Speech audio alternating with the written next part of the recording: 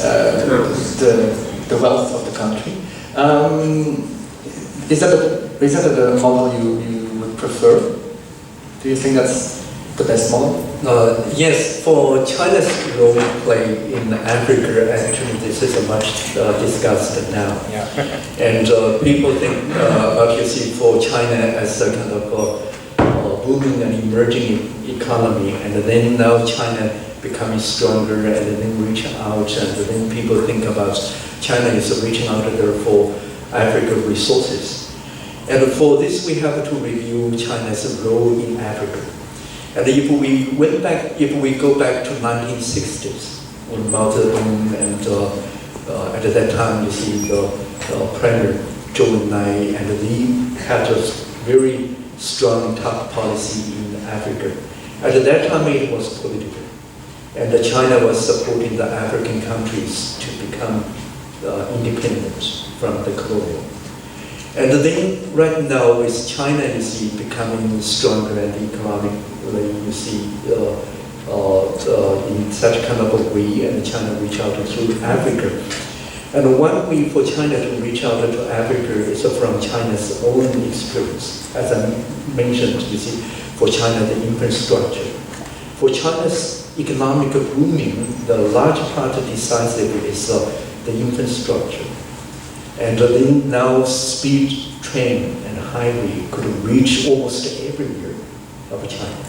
Used to be in Chengdu, it took 36 hours for us to get on the train to Beijing and to Shanghai. Right now with the speed train, it's less than 10 hours. So at every corner, if the infrastructure build up, and this is one thing. So this is from China's experience in Africa, and China trying to invest in infrastructure, and like a water system, highway system, and also like the railway, Zambia and Tanzania. And this is the kind of idea, as I mentioned, for China, we have the kind of philosophy that is, instead of giving the fish, just teach them how to fish. That's the way, not just by giving the money. You can never give enough money to save or to help. But if you build up the infrastructure, if you teach them how to fish, and then by their own independent, and then they could, move up and then become, well off from the poor situation. That's Chinese philosophy. Okay, thank you. Heb ik tijd voor nog wat vragen van het publiek? Ja, oké, dan gaan we daarmee beginnen. Dat is hoog tijd, denk ik.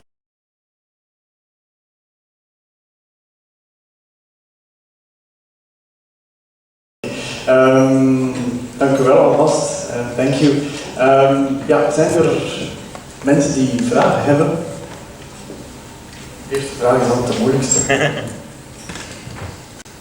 Ja. Ik ben het eigenlijk niet helemaal akkoord met wat Jean-Paul zei over de kosten. Dat ze haar naam moest veranderen in UKIS, internationale samenwerking. Ik vind dat je het woord ontwikkeling niet zo op de schop kunt gooien. Want internationale samenwerking is op zich een redelijk inhoudsloos begrip, want het heeft geen doel, geen richting. En het kan alle kanten uit. De multinationals werken wereldwijd internationaal samen om winst te maken en veroorzaken daarbij nogal wat collateral damage. Dus ik ben het wel eens met het feit dat het oude begrip van ontwikkelde en ontwikkelingslanden dat afgedaan heeft. Maar dat is al eigenlijk volgens mij al lang, behalve bij een aantal onderontwikkelde geesten misschien, is dat volgens mij al lang passé. We zijn geëvolueerd van ontwikkelingslanden en ontwikkelde landen en ontwikkelingslanden naar Noord-Zuid, en tegenwoordig hebben we het over duurzame ontwikkeling. En daar voel je al heel gauw aan dat het dysfunctionele, het zwaargewicht van het dysfunctionele misschien wel veel meer in het noorden zit dan in het zuiden. Maar het blijft wel gaan om ontwikkelen, om het vooruitgaan en internationale samenwerking op zich.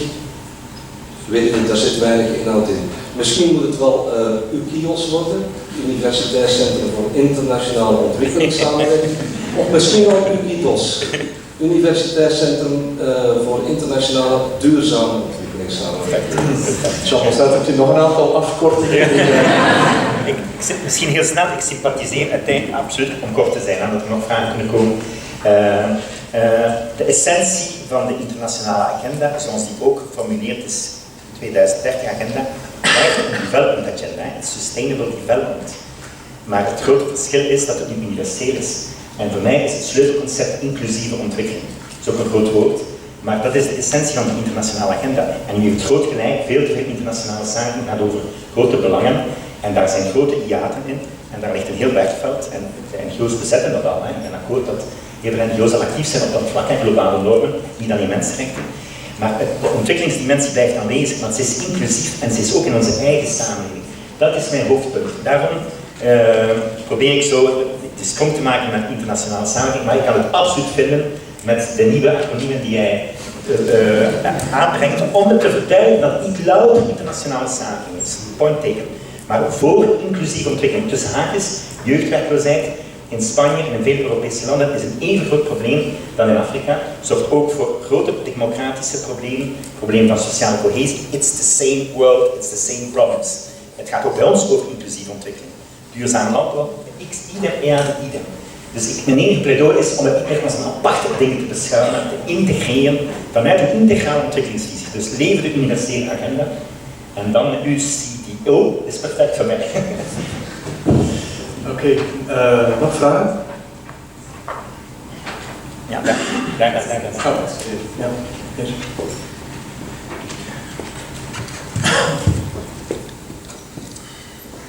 Mijn naam is Karel Uitendaal en toch over internationale samenwerking. Heel toevallig ben ik in Afrika aan een universiteit gekomen. Ik krijg daar te maken met mensen die mij vragen: Karel, monsieur Karel, est-ce que papa vient de faire un stage dans les travailler chez vous? Dan denk ik eerst, kunnen we te zoeken die inversie in onze economie, in onze maatschappij. Maar ik sta er alleen voor. Ik kan me helpen. Heeft het zin ten eerste? Ja, eerste vraag.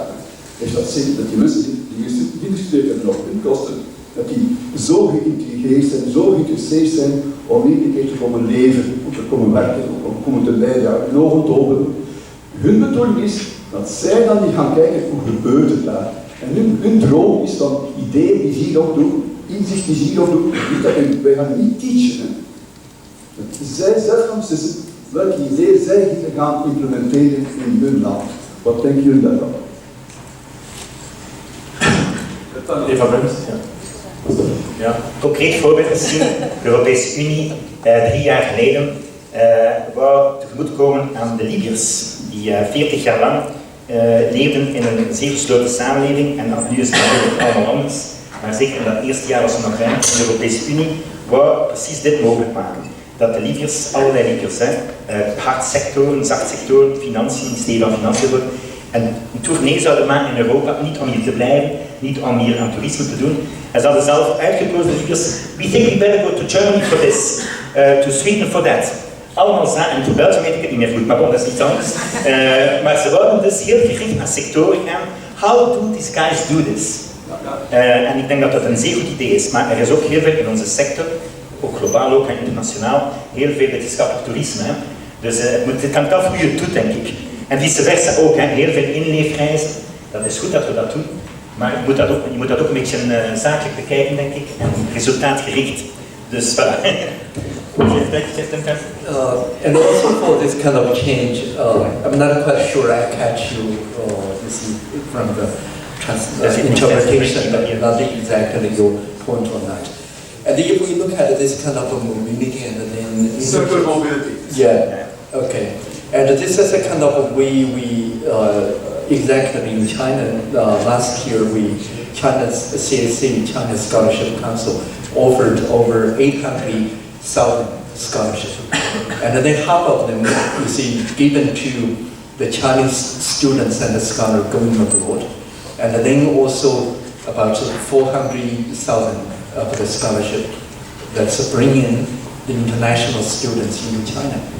And for my university, we have a project with the Brigham Science and Technology University. Each year they send 10 students to our campus. They spend 3 months with us in the courses, another 3 months in the joint venture enterprises locally in the region. And then now for 10 years, 100 of them finished that project. 75 of them now working in China for international company. So it's always this kind of a mobility and give, you see, much more opportunity. It's a kind of a creative for new jobs, new job opportunity. And also, like you see, from Ghent University, a doctoral student came with Erasmus Mundus scholarship. And he worked with me for his dissertation on China's soft power. When he came back to Ghent University, he finished his dissertation. Now he opened up a consultant office in my local city in Chengdu. And also a veteran student graduated there, and then he opened up a beer net, a bar, selling over 40 kinds of veteran beer. And it's a quite easy community, and for the international, you see, community there to hang out there in the evening. So that's a kind of a way through the mobility, and then both ways. I mean, yes, and then that's also a kind of business revival. Yes. Thank you. Zijn er nog vragen? Ja. Wat mij intrigeert, dat is dat er hier gesproken is over wereldburgercompetenties. Dan gaat bij mij onmiddellijk de vraag naar van hoe moet dat dan concreet? Wie zal bepalen wat die wereldburgercompetenties zijn? Wie is competent om deze aan te brengen? En op welke wijze zal dat dan goed verder geïmplementeerd worden in een hoger onderwijs, waar we het in eerste instantie over hebben, en dan later in een veralgemeend onderwijs, waar wij goed gaan verder doorgaan. Vandaag nog enerzijds het katholiek onderwijs hebben en anderzijds het officieel onderwijs. Enfin, dus mijn vraag is, wereldburgercompetenties, wat zijn ze en wie is competent om ze aan te brengen? Eva Bruins, dat is iets voor u. Het is een heel moeilijke vraag die u daar straks al 2 keer hebt met opzet. Hè?